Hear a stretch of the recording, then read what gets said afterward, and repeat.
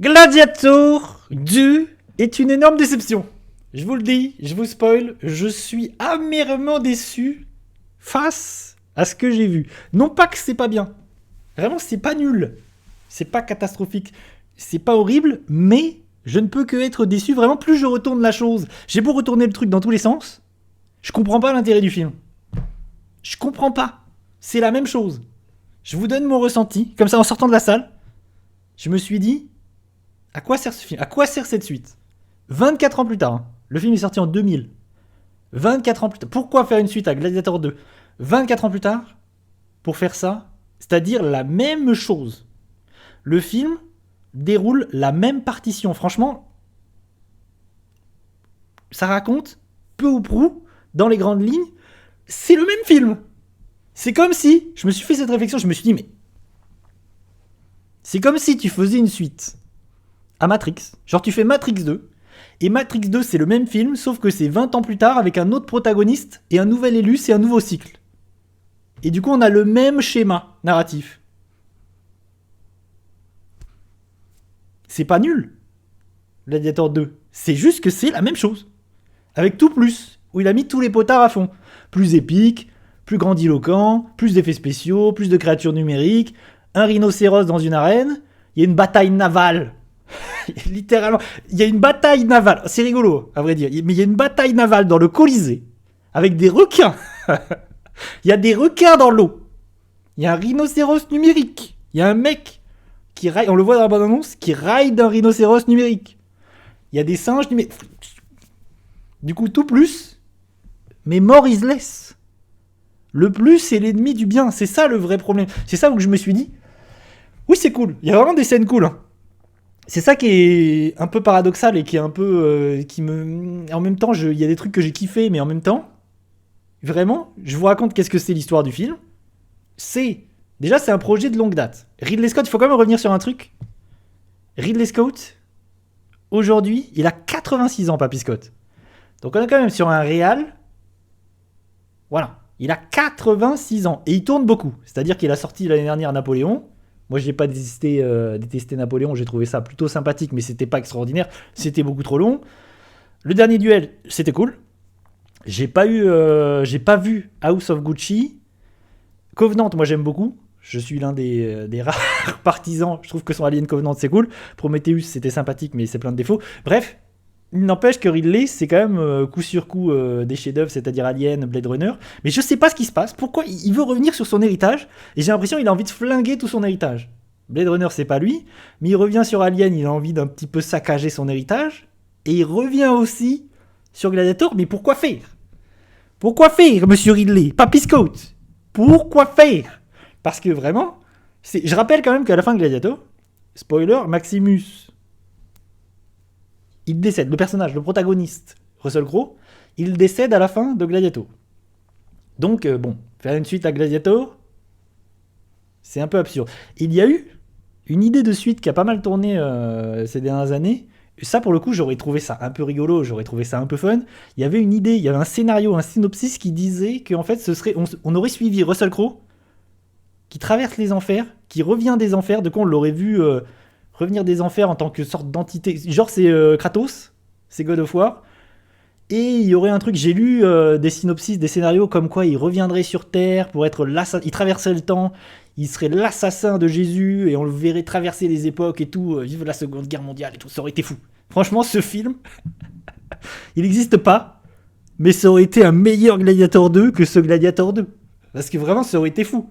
Il y avait une idée. Moi, voir Russell Crowe traverser les enfers pour revenir d'entre les morts et casser des bouches, ah oui, je dis oui.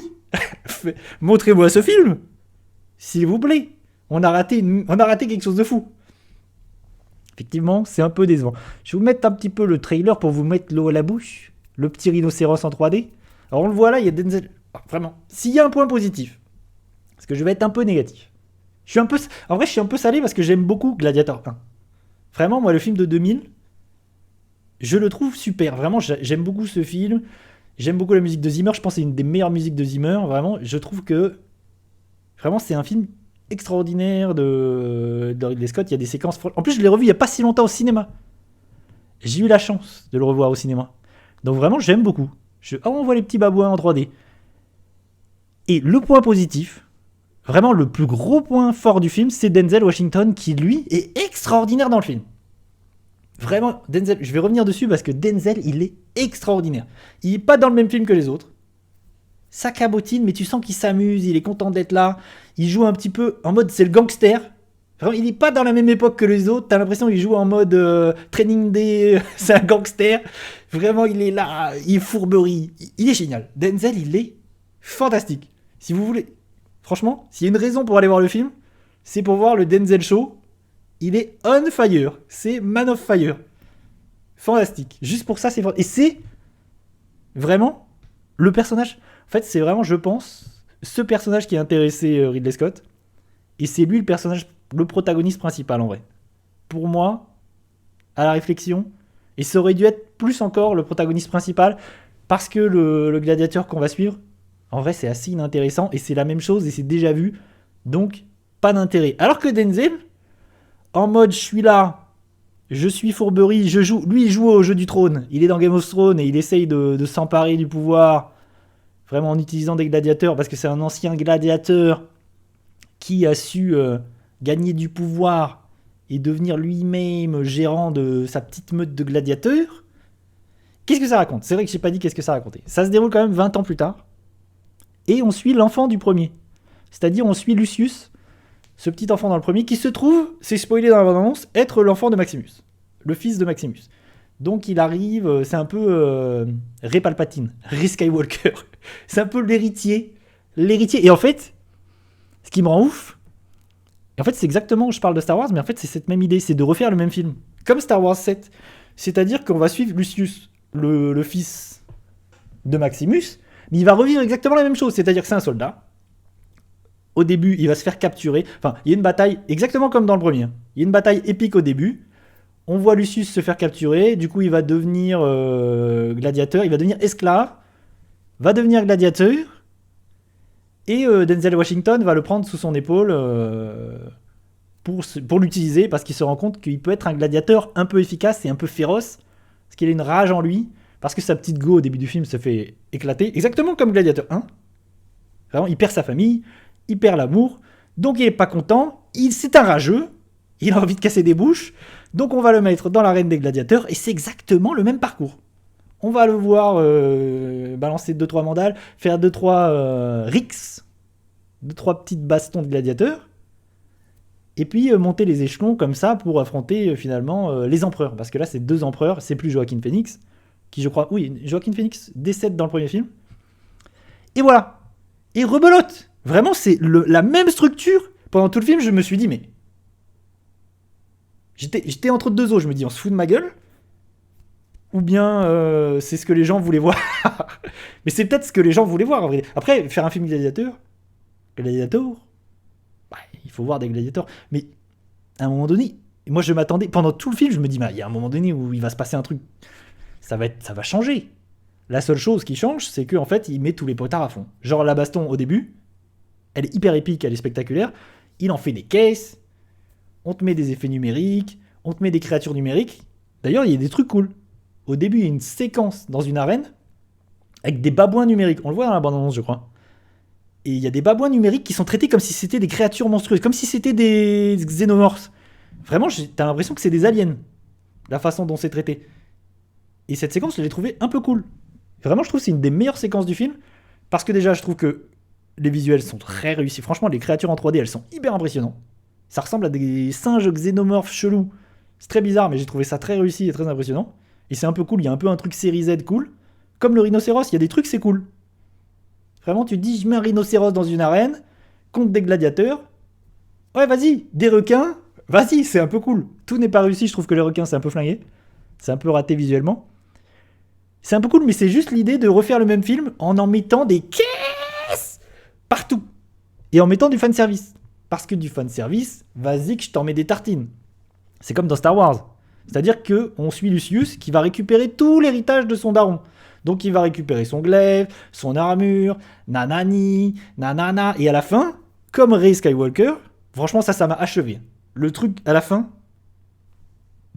ça m'a achevé. La dernière séquence du film, Je l'ai pas dit, mais c'est Pedro Pascal, le protagoniste principal, Lucius. D'ailleurs, j'aime beaucoup Pedro Pascal. Je trouve que c'est un extraordinaire acteur. Mais là, je suis pas convaincu parce que je trouve que le personnage est mal écrit. Il est vraiment en retrait. Ça le rend un peu antipathique. Et en fait, ça aurait pas dû être le protagoniste principal. Et j'ai l'impression que Ridley Scott pirate son propre film et veut traiter Denzel Washington. C'est lui qui l'intéresse, c'est lui le personnage principal. Et qu'en fait, on lui dit non, mais il faut refaire le même film. Donc, Paul Mescal, c'est lui, quoi.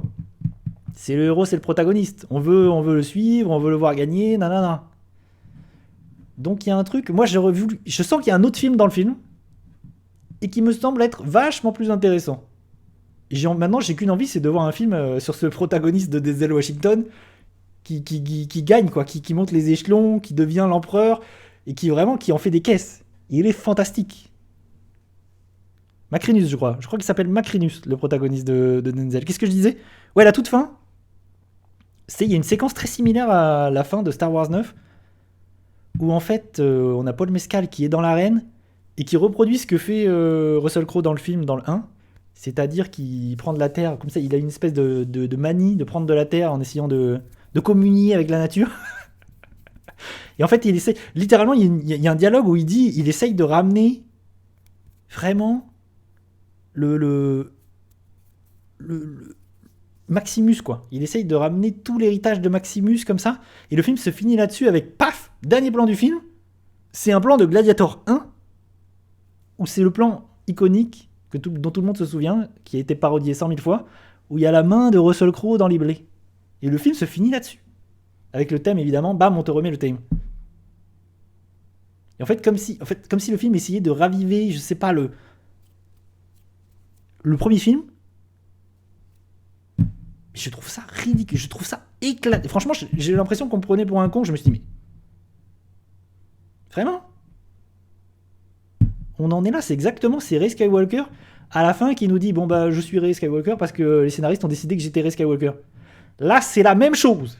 C'est-à-dire que c'est Paul Mescal qui arrive et qui nous dit, bah je suis Maximus. Voilà, je suis l'héritier de Maximus parce que les scénaristes, ils ont décidé que je serais l'héritier de Maximus. Bref, je suis quand même grandement déçu. Mais c'est pas nul. Je pense qu'en vrai, maintenant que je sais... En fait, le problème, c'est que j'y allais avec des attentes. Au départ, j'avais zéro attente, mais plus ça allait. Plus en voyant des bandes annonces, en voyant des Washington cabotiner dans les bandes annonces, je me disais... J'avais une curiosité, j'avais une envie. Du coup, j'y suis allé voir l'avant-première.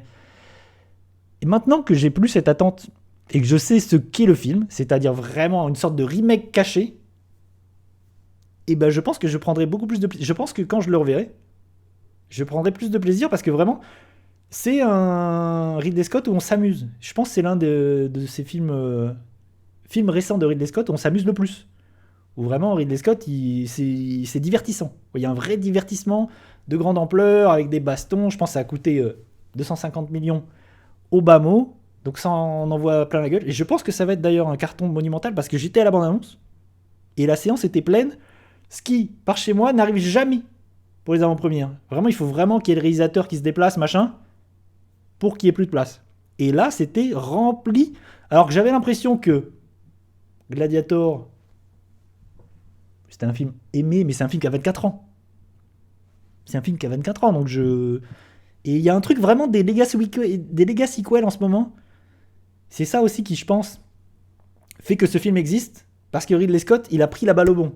C'est-à-dire que ces dernières années, les Top Gun, les Twisters, vraiment, il y a un truc de ces films qui n'ont jamais eu de suite, qui sont des classiques, qui sont des films qui ont marché à une époque. On les fait revenir, on fait des suites qui n'ont pas forcément beaucoup... Twisters, par exemple, il n'y a pas vraiment besoin d'une suite. Même si le film était sympathique. Top Gun, la même chose. Moi, Top Gun, il m'a saoulé. Je sais que beaucoup de gens ont kiffé Top Gun. Moi, en fait, je pense que je suis saoulé de ces legacy sequels où vraiment on te ramène des succès d'il y a 20-30 ans pour t'en faire une suite sortie de nulle part. Je commence à en avoir un peu marre, surtout si c'est pour refaire la même chose. Et vraiment, le point positif, c'est Denzel. S'il faut aller voir Gladiator 2, c'est pour Denzel Washington. Ouais, non, mais même pas. Non, mais je pense que, en fait, il faut quand même se rendre compte que Ridley Scott, il a 86 ans. Je pense qu'il en a plus rien à carrer. Et en interview, tu le vois bien. Vraiment, il en a plus rien à foutre. Tu le vois. Vraiment, il s'en fout. Je pense. Il a annoncé, franchement, dans les interviews, il a annoncé qu'il voulait faire une suite à Gladiator. Donc il y a un Gladiator 3 dans sa tête. Ok. Et qu'il voulait reprendre. Au vu du succès de Alien Romulus, qui a été un énorme succès, il s'est dit attendez, je veux continuer à faire des suites. Donc il a dit s'il fallait qu'il y ait une suite, ce serait une suite à Covenant. Ridley, il n'arrête jamais. Il est ouf. Il a pété un boulon. Je sais pas. J'aime beaucoup Alien Covenant, mais je sais pas si c'était la meilleure idée. Est-ce que il y aura une suite? Je sais pas. Mais bon, voilà. Ridley Scott. Mais mine de rien, je pense que c'est l'un de ses meilleurs films depuis très longtemps. J'ai beau être très négatif et être très déçu, je pense que c'est quand même un de ses meilleurs films depuis longtemps. Parce que il y a un vrai savoir-faire, il y a un vrai film spectaculaire. Je pense que même en y allant, en étant fan du premier, je pense que les gens qui n'ont pas vu le premier, ils vont kiffer. Parce que vraiment, c'est la même chose, en plus, plus, plus. Voilà. En ce qui concerne Gladiator du